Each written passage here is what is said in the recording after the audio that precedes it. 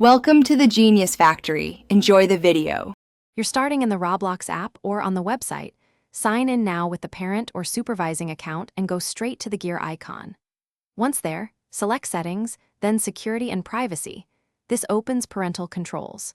You do this because those menus host the age, contact, and PIN options that govern restrictions. Make sure you have the email and password available for verification.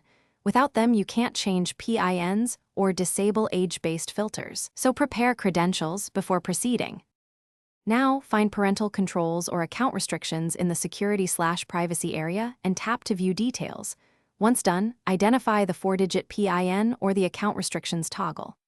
If a PIN is set, enter it to unlock options. This removes the enforced conservative settings. If you don't need restrictions, disable account restrictions. Otherwise, customize chat and trade permissions, and set age filters to the correct birth date so content matches. Make changes intentionally, because relaxing limits. Finish by saving every change, then sign out and sign back in to confirm the new parental control state. You should immediately see chat and content behave differently.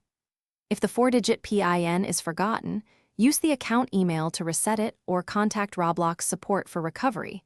Do this right away, because repeated failed PIN attempts can lock settings temporarily.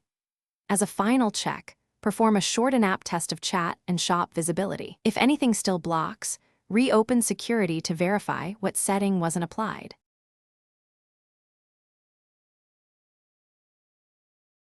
Thanks for watching. If you found this helpful, don't forget to like and subscribe.